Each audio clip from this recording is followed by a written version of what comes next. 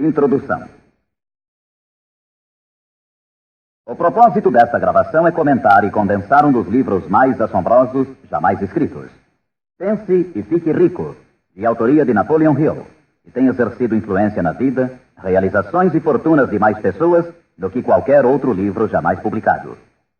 Em todo o mundo livre existem atualmente milhares de pessoas que têm triunfado em todas as linhas de trabalho e que hoje ocupam suas boas posições porque um dia encontraram e compraram um exemplar de Pense e Fique Rico. Qualquer uma delas estará disposta a confirmar isso, e com toda satisfação. Uma descoberta valiosa. Descobri pela primeira vez esse notável livro no outono de 1949. Ajudou-me a decidir de uma vez por todas como alcançaria a meta a que me tinha proposto. Unificou meu pensamento e abriu-me um caminho reto e claro até o ponto a que eu havia decidido chegar. Um de meus melhores amigos, que encontrou o livro há anos, ficou tão fascinado pelo seu conteúdo que permaneceu em casa durante 3 dias, lendo e meditando acerca das ideias ali expostas. Depois, aplicou seus princípios e agora ocupa a posição mais alta dentro da indústria em que trabalha. Por outro lado, tenho estado nos escritórios de altos executivos e tenho escutado dirigentes de empresas famosos mundialmente, alguns com idade suficiente para serem meus pais. Todos eram unânimes em afirmar que, após terem lido Pense e Fique Rico, seus negócios passaram a caminhar muito melhor. Qual é o segredo desse livro tão assombroso? Por que, entre milhares de livros sobre autoajuda, ele tem se mantido como a obra-prima mais destacada? Creio que, para compreender o porquê, vocês teriam que conhecer Napoleon Hill, tanto quanto eu. Com certeza, não foi ele o primeiro homem que se rebelou contra a pobreza e contra a interminável luta ante a falta de orientação que via em seu redor quando ainda era um rapaz. Nem tampouco foi o primeiro a escrever sobre a matéria, mas possuía 2 habilidades únicas, altamente desenvolvidas, que raramente são encontradas num homem.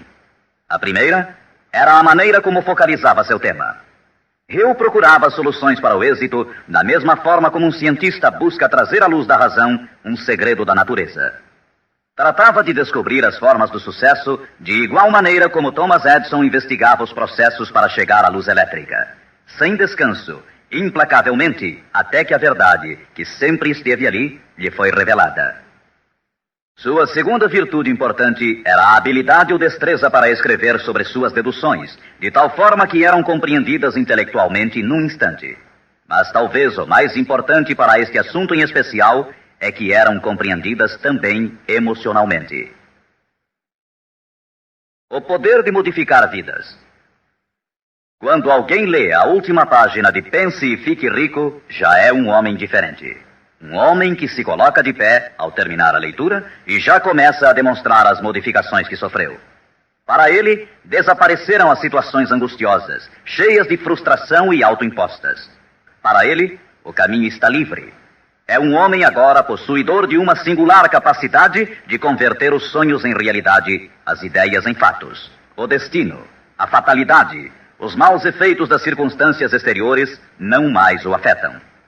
De passageiro do barco da vida, passou a capitão, traçando rumos e decidindo vidas.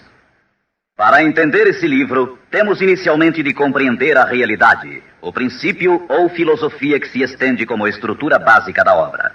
A menos que, seja o que for que você construa, esteja baseado na verdade, acabará com a estrutura caída e espalhada ao seu redor, como a armadura dos antigos guerreiros de Homero. O que não é baseado na verdade não pode sustentar-se. Não pode suportar a prova do tempo. A razão pela qual Pense e Fique Rico tem resistido à prova do tempo é porque repousa sobre uma base ampla e sólida, da qual se origina todo o sucesso do homem. O fato puro e imutável de que tudo começa com uma ideia.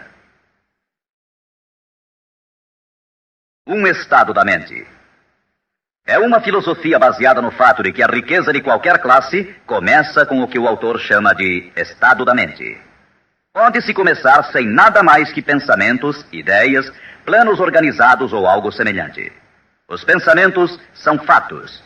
Fatos incrivelmente poderosos quando se agregam a propósitos, persistência e um desejo ardente de transformá-los em objetos materiais ou riqueza, considerando como tal aquilo que você pode desejar. Os sábios têm dito desde há muitos séculos, e há pouco Charles Asserami escreveu: a verdade é que a mente humana é um organismo tão real como qualquer músculo do corpo, mas muito maior em força e potencial, e assim como a fibra muscular pode reforçar-se para conseguir conquistas incríveis. Assim, pois, esta é a verdade na qual se baseia Pense e Fique Rico. Se você sabe o que quer, e se o quer com força suficiente para alcançar o tipo de persistência que não se pode conter, com toda certeza você conseguirá o seu ideal. Controlando sua mente, você controlará seu destino aqui na Terra. 2 passos para o sucesso. Tendo em vista os princípios acima, falaremos adiante sobre os famosos 13 passos rumo à riqueza, tal como Napoleon Hill menciona em sua obra, lembrando sempre que riqueza é qualquer coisa que você possa desejar. Entretanto, antes peço permissão para fazer 2 indicações importantes. A primeira é que é necessário ter-se em mãos um caderno de anotações, todas as vezes em que se ouvir esta gravação, a fim de anotar os pontos mais importantes. A segunda é que esta gravação foi idealizada para seu uso pessoal, acompanhando sua própria e estimulante jornada. Usar esta gravação para um grupo resultará apenas em auxílio temporário. Assegure-se de ter seu próprio exemplar, a fim de ouvir estas orientações, vez por outra, nos momentos especiais em que se sentir fora de rota. E agora, os 13 famosos princípios de Napoleon Hill. Primeiro princípio: desejo. Ponto de partida para todo sucesso. Primeiro passo para a riqueza. É aqui, precisamente aqui, que frequentemente tropeçamos num obstáculo. Algumas pessoas dirão: sei o que quero, mas como consegui-lo? Mais tarde, entraremos na questão da dúvida, mas de uma vez por todas esclareçamos se é possível ou não alcançar-se o que se deseja com toda a alma. Creio que Emerson expressou-se muito bem quando escreveu: nada existe pelo capricho da natureza. O fato de existir um desejo indica que os meios para realizá-lo existem na mesma criatura que o sente. Em outras palavras, não poderíamos ter um desejo sem que sua satisfação não fosse possível. Cada um de nós tem uma espécie de guia em seu interior, e nossos desejos se modificam segundo nossa capacidade e inclinação. Não importa o que você deseja, se o quer com toda a sua alma. Você o conseguirá, pois é inevitável. O desejo é uma obrigação. Em Pense e Fique Rico, Hill cita um exemplo após outro de que seu desejo ardente nada mais é do que uma espécie de retrato fiel do que você chegará a ser um dia. Portanto, determine agora mesmo e com firmeza o que você mais deseja, porque senão, como disse Helvécio, destruindo o desejo, destrói-se a mente. Todo homem sem paixões não tem em seu interior nem princípio de ação, nem motivo para agir. Uma boa forma de saber se em realidade você tem ou não um desejo ardente é examinar a maneira como procura alcançá-lo. Se você vai atrás daquilo que crê desejar como se estivesse ensaiando, com timidez, com intenção de ir só se for seguro, não tem absolutamente um desejo ardente. Nunca chegará à segunda base se ainda mantém um pé na primeira. Entretanto, se está disposto a queimar etapas atrás de si, dizendo de uma vez para sempre: isto é o que desejo e o farei de qualquer maneira, então você tem realmente o desejo que o conduzirá ao pleno sucesso. Com esse tipo de resolução, você será capaz de levantar-se após os tropeços que lhe sucederem. As únicas pessoas que não cometem erros são as que nunca tentam nada. Os tímidos são como afluentes de um lago. Nunca se aventuram ao mar amplo e profundo. Esses mesmos princípios atuarão sobre qualquer coisa que você deseje. Um lar harmonioso, uma carreira com mais êxito ou mesmo mais dinheiro para cuidar melhor de sua família e prevenir-se para os anos futuros. Para obter sua parte na prosperidade que o espera mais adiante, Napoleon Hill oferece a você a seguir 6 passos práticos e precisos. 6 passos vitais. Primeiro, fixe em sua mente a quantidade exata de dinheiro que deseja. Não é suficiente dizer: desejo muito dinheiro. Seja preciso com relação à quantidade. Existe uma razão psicológica quanto a essa precisão e que será abordada posteriormente. Segundo, determine com exatidão o que se propõe a dar em troca do dinheiro que deseja. Não é possível obter-se algo a troco de nada. Terceiro, estabeleça a data concreta em que terá todo o dinheiro que deseja. Quarto, idealize um plano definido para levar a cabo o seu desejo e dê início imediatamente. Quinto, coloque todas essas ideias no papel. A quantidade de dinheiro que deseja, o que dará em troca, a data exata e descreva claramente o plano idealizado. Sexto, leia sua manifestação escrita em voz alta pelo menos 2 vezes ao dia. Uma vez, imediatamente antes de deitar-se à noite, e outra, ao levantar-se pela manhã.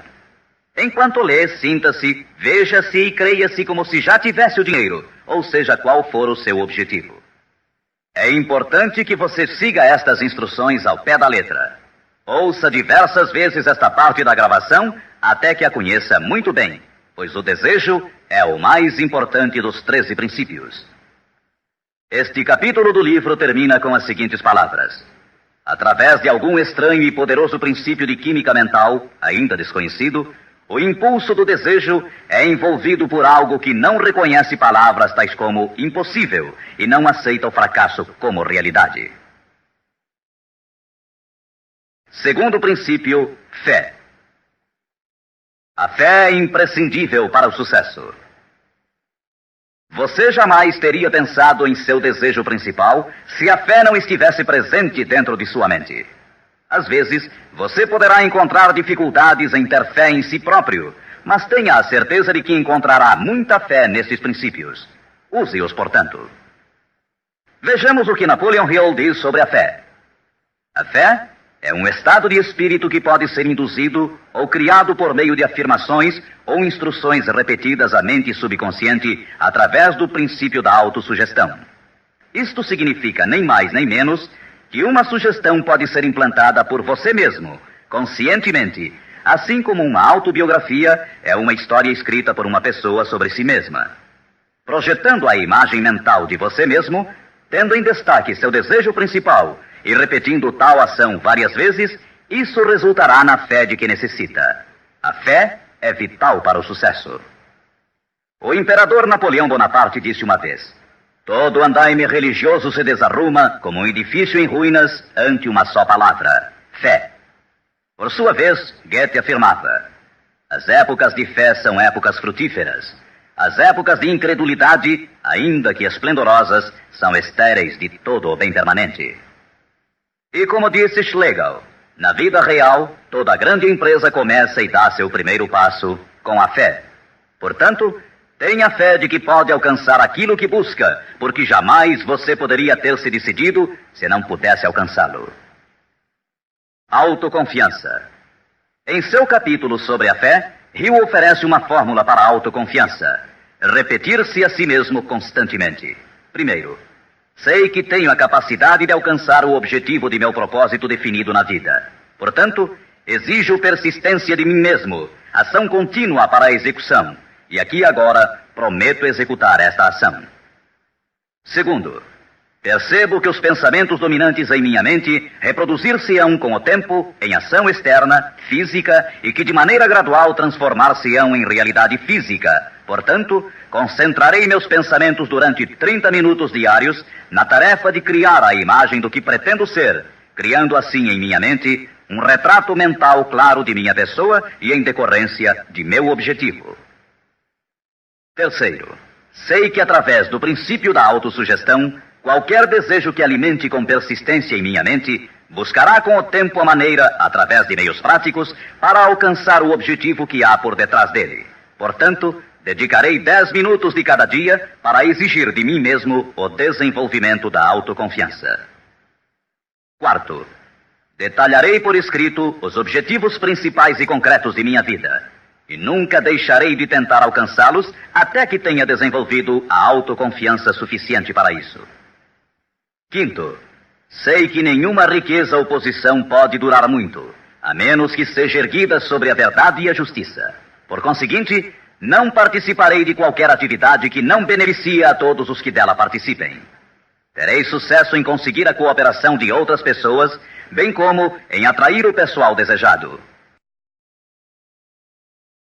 Induzirei outros a servir-me através da minha boa disposição em servir aos demais.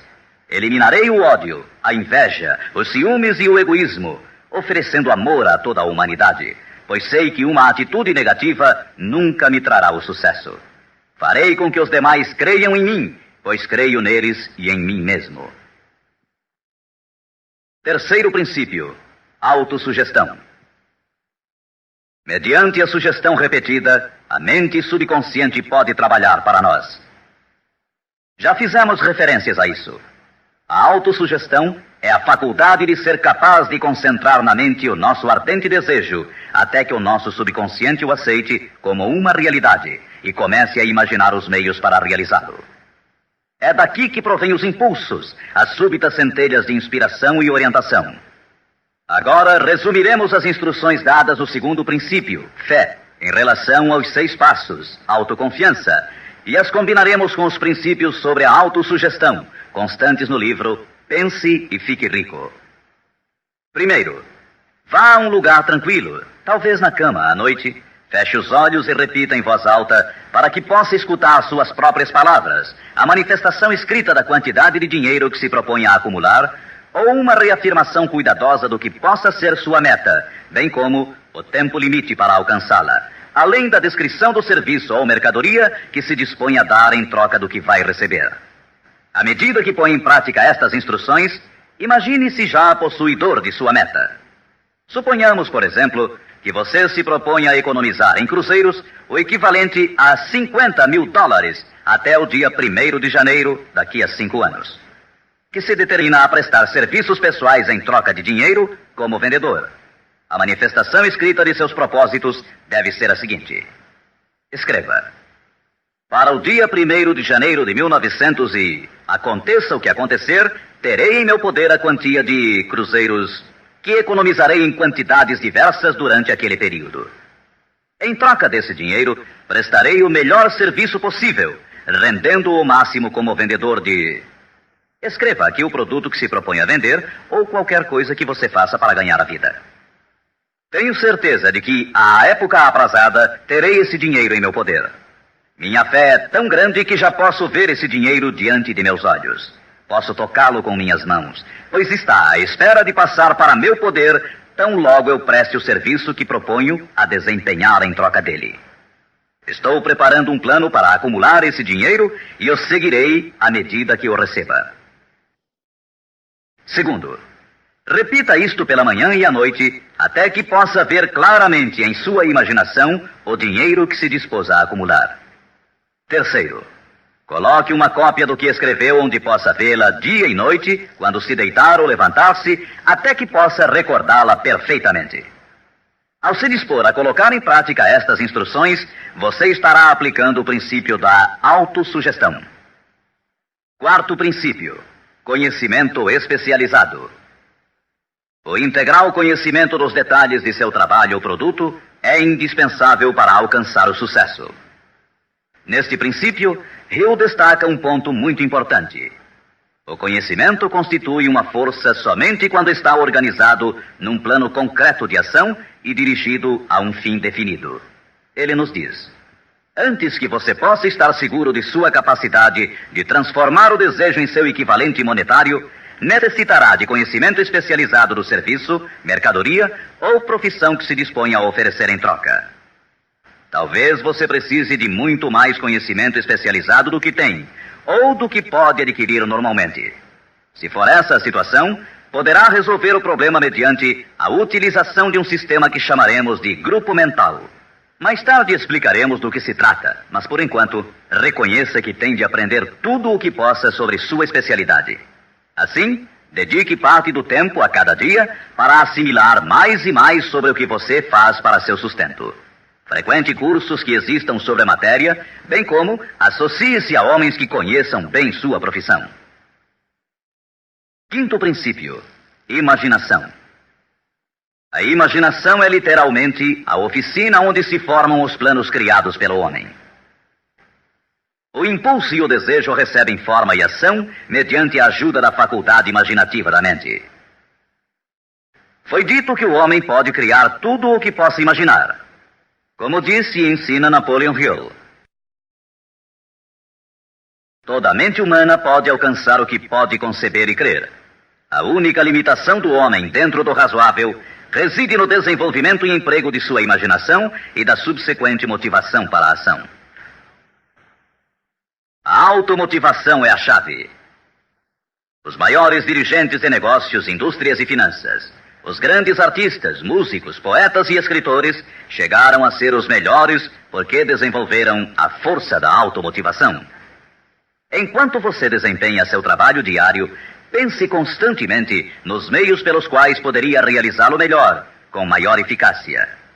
Pense nas modificações inevitáveis. Podem ser feitas agora? Se você sente limitações, lembre-se das palavras do famoso arquiteto Frank Lloyd Wright. A raça humana construiu com mais grandeza quando maiores eram as limitações e, portanto, quando mais era necessária a imaginação para construir. As limitações parecem ter sido sempre as melhores amigas da arquitetura. Quando você construir seu futuro partindo desse ponto de vista, não se preocupe com as limitações. Recorde que estas podem ser suas melhores amigas, posto que requerem imaginação se tivermos que nos levantar acima delas. E como disse Beecher, a alma sem imaginação é como um observatório sem telescópio. Sexto princípio: planejamento organizado. Para obtermos sucesso em um empreendimento que decida nossa vida, devemos ter planos perfeitos. Se você já decidiu qual é o seu desejo, qual é a sua meta, organizemos agora um plano para a sua realização, de acordo com um programa. Citarei novamente: pense e fique rico. Você já sabe que tudo o que o homem cria ou adquire começa sob a forma de desejo. Transforma-se depois, do abstrato ao concreto, na oficina da imaginação, onde se criam e se organizam planos para a sua transição. Você tem que ter um plano. Anteriormente, foram-lhe dadas instruções para adotar 6 passos práticos e definidos como seu primeiro movimento para traduzir o desejo que você possa ter em seu equivalente físico. Um daqueles passos era a formulação de um plano prático, concreto, através do qual aquela transformação pudesse ser efetuada. Primeiro, alie-se com uma ou mais pessoas, tantas quantas necessitar, para criar e pôr em prática seu plano ou planos para o acúmulo de dinheiro que marcou como sua meta, fazendo uso do princípio da reunião de inteligências. É o grupo mental, e isso é muito importante. Segundo, antes de formar seu grupo mental, decida quais as vantagens e benefícios que pode oferecer individualmente aos membros do grupo que a formam em troca de sua cooperação. Ninguém trabalhará de forma indefinida, sem alguma forma de compensação, ainda que esta não seja em dinheiro. Terceiro, reúna-se com os membros de seu grupo 2 vezes por semana, pelo menos, e com maior frequência, se possível, até que tenham aperfeiçoado o plano ou planos para a consecução de sua meta. Quarto, mantenha uma harmonia perfeita entre você e cada membro de seu grupo mental. Tenha em vista 2 fatos. Primeiro, você está comprometido em um empreendimento de importância básica. Para obter sucesso, tem que ter planos perfeitos. Segundo, deve ter a vantagem da experiência, instrução, capacidade e imaginação naturais de outras mentes. Este é o método seguido por todas as pessoas que têm se sobressaído da média. Dedique-se a isto até que tenha um plano formal bem organizado para alcançar seu objetivo. Desta forma, você nunca estará confuso ou pensando no que deve fazer em seguida. Cada manhã saberá com exatidão o que vai fazer e por que o fará. Adquira estas qualidades de dirigente. É neste capítulo de Pense e Fique Rico que Hill nos fala das características que deve ter o homem que dirige. Primeiro, determinação. Segundo, autocontrole. Terceiro, acurado senso de justiça. Quarto, exatidão nas decisões. Quinto, precisão nos planos. Sexto, hábito de fazer mais do que recebe como pagamento. Sétimo, personalidade agradável. Oitavo, simpatia e compreensão. Nono, domínio do detalhe. Décimo, boa disposição para assumir toda a responsabilidade. 11º, sentido de cooperação. O capítulo sobre planejamento organizado é um dos mais importantes do livro. Basta dizer que um homem sem plano é como um barco sem rumo. Não tem para onde ir e sofrerá um desastre quase inevitavelmente. 7º princípio, decisão.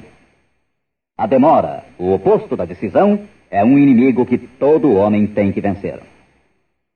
A análise minuciosa de mais de 25 mil homens e mulheres que experimentaram fracassos revelou que a falta de decisão estava na cabeça da lista das 30 causas principais do fracasso. A análise de várias centenas de pessoas que haviam acumulado fortunas superiores a $1 milhão demonstrou o fato de que cada um deles tinha o hábito de tomar decisões com rapidez e lentamente modificá-las à medida que houvesse necessidade de uma alteração.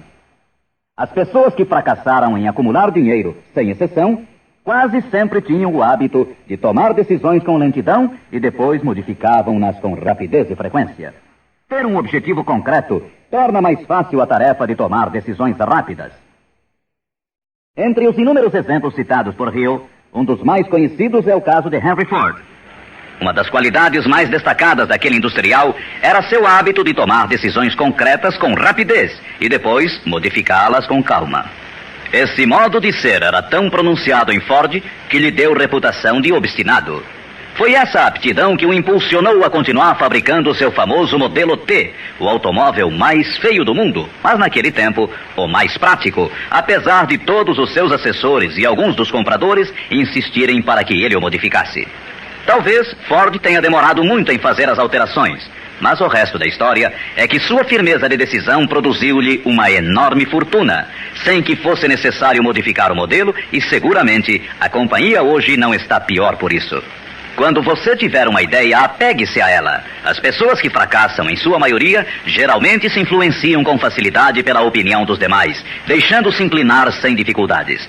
Permitem que os jornais e falatórios dos vizinhos pensem por elas, mesmo sabendo que as opiniões são as mercadorias mais baratas da terra. Siga seu próprio conselho ao colocar em prática os princípios aqui descritos, tomando suas próprias decisões e seguindo-as. Não faça confidências a ninguém, exceto aos membros do seu grupo mental, e tenha muito cuidado na seleção desse grupo, escolhendo somente aqueles que simpatizem e harmonizem totalmente com seus propósitos. Os amigos íntimos e familiares, ainda que isto não signifique que o façam constantemente, atrapalham com suas opiniões e, às vezes, por causa do ridículo. Milhares de homens e mulheres arrastam consigo complexos de inferioridade durante toda a vida, porque alguma pessoa bem intencionada, mas ignorante, destruiu toda a sua confiança através de opiniões ou expondo-as ao ridículo. Se uma decisão merece algo, você deve agarrar-se a ela até que a tenha desenvolvido completamente. 8º princípio, persistência. A força de vontade e o desejo, adequadamente combinados, constituem uma dupla irresistível. Segundo Hill, persistência é como a força de vontade e combina-se com o homem como o carvão ao aço. Em inumeráveis casos, a persistência tem sido a única diferença entre o sucesso e o fracasso. É a falta dessa qualidade, mais do que qualquer outra, que impede a grande maioria de triunfar. Tentam algo, mas tão logo o caminho se torna áspero, desistem. A experiência com milhares de pessoas tem demonstrado que a falta de persistência é uma fraqueza comum à maioria das pessoas. É um defeito que pode ser vencido pelo esforço. Se você quer realizar um determinado desejo, tem que formar o hábito da persistência. As coisas parecerão difíceis. Será como se já não houvesse razão para continuar. Tudo em você dirá que deve renunciar, que deixe de tentar. É precisamente então quando os homens se distinguem dos meninos. É aqui, exatamente quando se percorre essa distância extra e se continua adiante, que os horizontes se aclaram e os primeiros sinais da abundância que há de ser sua pela persistência começam a ser vistos. Com a persistência virá o sucesso. A persistência pode ser cultivada. A persistência é um estado mental, portanto, pode ser cultivada. Como todos os estados da mente, a persistência se baseia em causas definidas, e entre elas encontramos as seguintes. Primeira, unidade de propósito, saber o que se quer. Segunda, desejo. Terceira, confiança em si mesmo. Quarta, unidade de planos. Quinta, conhecimento preciso, saber que seu plano é firme. Sexta, cooperação. A simpatia, a compreensão e a cooperação harmoniosa dos demais tende a desenvolver a persistência. Sétima, força de vontade. Oitava, hábito. A persistência é resultado direto do hábito. Nono princípio, usar a força de seu grupo mental. Duas mentes que se unem nunca deixam de criar uma terceira força, invisível, intangível, que pode ser comparada a uma terceira mente. É neste capítulo que Hill descreve a importância de formar-se um grupo de pessoas que simpatizem com o seu desejo. Esse grupo mental pode ser integrado de 2 ou mais indivíduos que, eventualmente, possam ter planos semelhantes. Com a decorrência das reuniões, você perceberá muitas vezes, ao estar discutindo algo com outra pessoa, que de repente surgem-lhe boas ideias, que são resultado dessa associação. Ideias que nunca apareceriam sem ela. O mesmo sucede com a outra pessoa. Estimule seu pensamento. Grande quantidade de boas ideias tem brotado de mentes individuais como resultado de participação em grupo. Associar-se a pessoas para formar o grupo mental não deve ser confundido com o fato de deixar que outros pensem por você, mas é estimular seu próprio pensamento através da associação com outras mentes. Ninguém sabe tudo.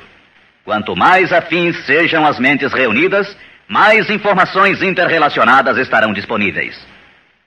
As grandes ideias são uma combinação de informações análogas. Assim, você deve escolher os membros de seu grupo com cuidado. Assegure-se que sejam pessoas que você respeita e que trabalhem conscientemente. Todos se divertirão muito e alcançarão suas metas muito antes. 10º princípio, entusiasmo. O entusiasmo provém da canalização de todas as energias corporais em termos positivos e louváveis. É neste capítulo que Napoleon Hill descreve a importância da mulher. A mulher que quase sempre auxilia o homem que luta pela consecução de metas meritórias. A opinião de Hill é de que praticamente todo dirigente é homem cujos êxitos foram inspirados em grande parte por uma mulher. Quando as coisas andarem mal, e pode estar seguro que isso ocorrerá em algumas ocasiões, você ver-se-á abandonado até pelos que você pensava que eram seus amigos. Mas, se você conseguiu uma boa mulher, nunca estará só. Ela sempre o impulsionará a recomeçar uma e outra vez, se necessário, e lhe dará um novo entusiasmo que nasce de sua fé em você. Ter alguém a quem amar é ter alguém com quem compartilhar seu êxito e realizações, que lhe felicite com o elogio que todos necessitamos de vez em quando. Um homem pode chegar a triunfar sem sua esposa e sem filhos, mas a plenitude da alegria se obtém através deles. Cuide de sua esposa e filhos como de seu maior tesouro. 11º princípio, a mente subconsciente. A mente subconsciente consiste em um campo de consciência no qual são classificados e registrados todos os impulsos do pensamento que chegam à mente objetiva através de qualquer dos 5 sentidos. Da mente subconsciente, você pode aproveitar ou tirar os pensamentos como quem tira cartas de um arquivo.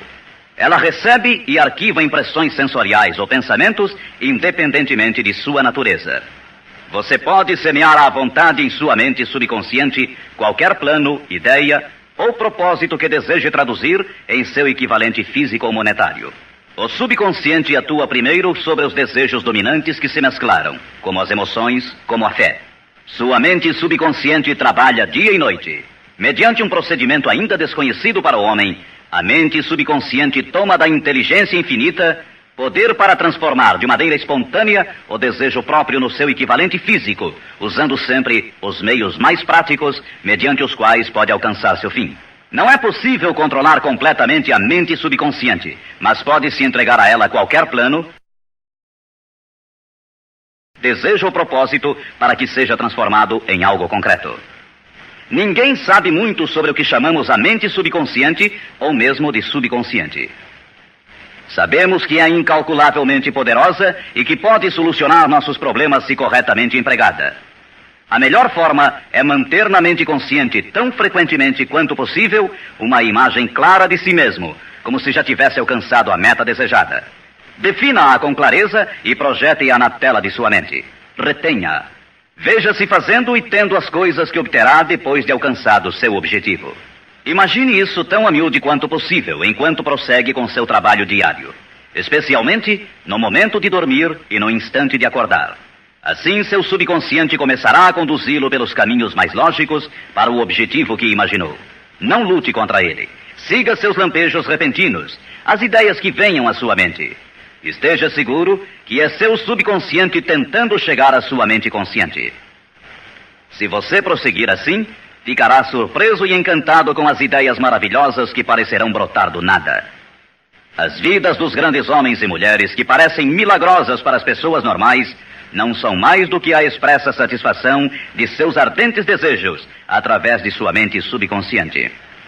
No princípio seguinte, falaremos mais sobre o sexto sentido, que parece controlar a vida dessas pessoas, mas somente dos que souberam condicionar sua mente subconsciente.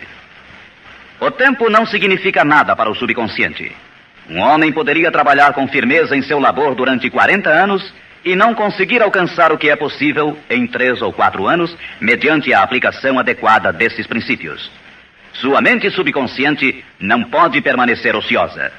Se você não implantar desejos dentro dela, quaisquer ideias que surgirem como resultado de seu descuido servirão de alimento para ela. Lembre-se que você vive no meio de todo o gênero de impulsos e pensamentos que chegam a seu subconsciente sem seu conhecimento. Alguns desses impulsos são negativos e outros positivos. Você deve evitar os impulsos negativos e ajudar a influenciar de maneira espontânea sua mente subconsciente mediante impulsos positivos de desejo. Quando conseguir isso, terá a chave que abrirá a porta para o subconsciente. Bulwer escreveu: o homem que triunfa sobre seus semelhantes é aquele que muito breve na vida discerne com clareza seu objetivo e caminha para ele com todas as suas forças. Inclusive, o próprio gênio não é mais do que a observação minuciosa reforçada pela consistência do propósito. Todo homem que observa atentamente e atua com firmeza converte-se inconscientemente em gênio. Há que se notar que foi dito inconscientemente. Saiba o que quer. Decida de uma vez por todas o que haverá de ser seu. Mantenha-se firme em seu rumo, impulsionado pela fé, e seu subconsciente fará o resto. 12º princípio: o cérebro. O cérebro possui a força mais maravilhosa, milagrosa, de maior potência que o mundo já conheceu. Se você tivesse acesso a toda a riqueza do mundo e pegasse apenas uma moeda, estaria fazendo mais ou menos o que muito provavelmente tem feito ao usar seu cérebro. Nada é mais lastimável no mundo do que a incompreensão da maioria das pessoas com relação ao potencial de seu cérebro e das mentes consciente e inconsciente, às quais está acoplado. Sua própria central elétrica. O número de linhas que ligam entre si as células cerebrais é igual ao algarismo 1, seguido por 15 milhões de zeros. Calcula-se que existem de 10 a 14 bilhões de células no córtex cerebral humano normal. É inconcebível, pois, que esta intrincada maquinaria deva existir com o único propósito de manter as funções físicas inerentes ao desenvolvimento e manutenção do corpo físico. O cérebro é o mecanismo que nos deu o avião supersônico, os satélites artificiais, os foguetes que adentram no espaço exterior, as artes, as ciências, etc. Tudo o que hoje sabemos, usamos e usaremos no futuro, tem saído desta pequena massa cinzenta que todos nós temos. Pode você duvidar, ainda que por um momento, de que pode trazer a você e aos seus o que quer que deseje aqui na Terra? É evidente que não conseguirá se admitir que sua força é como a de uma pessoa que deixa de agir, como aqueles que nem sequer pensaram nisso alguma vez. Deixe para o cérebro o trabalho que você decidiu realizar e veja como ele o executa. 13º princípio: o sexto sentido. O sexto sentido é o equipamento receptor através do qual chegam à mente ideias, planos e pensamentos que às vezes recebem o nome de lampejos repentinos ou inspirações. O sexto sentido pode ser descrito como sendo o sentido através do qual a inteligência infinita pode e efetivamente se comunica com o indivíduo de maneira espontânea e sem esforço algum por parte deste. Eis aqui a base desta filosofia. só pode ser assimilada, compreendida e aplicada depois de dominados os primeiros 12 princípios. O sexto sentido é aquela parte da mente subconsciente que nos referimos como imaginação criadora e desafia qualquer descrição. Por outro lado, torna-se difícil explicar o que seja para qualquer pessoa que não tenha dominado os demais princípios desta filosofia, o que estes princípios representam, porque falta a essa pessoa o conhecimento e a experiência com os quais possa comparar o sexto sentido. Este sentido pode ser adquirido. O sexto sentido não é algo que possa ser ligado e desligado à vontade. A capacidade de empregar essa enorme força chega pouco a pouco, através da aplicação dos outros princípios que esboçamos.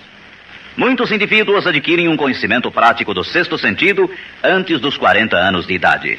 Entretanto, com maior frequência é adquirido depois de bem passados os 50, porque as forças espirituais com as quais está intimamente ligado o sexto sentido geralmente não amadurecem e chegam a ser utilizadas, senão através de vários anos de meditação, de autoanálise e de pensamentos corretos. Todavia, nada nos impede que comecemos a desenvolvê-lo desde agora, aplicando com entusiasmo os princípios que foram expostos até aqui. Lembre-se disto.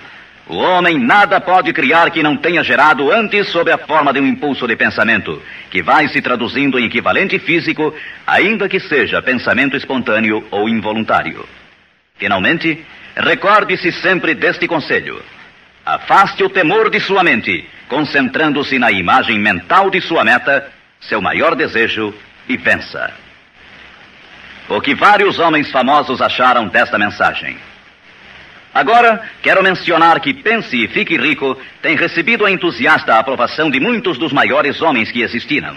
Todos esses grandes homens aplaudiram e usaram os princípios de Napoleon Hill. Citarei somente alguns.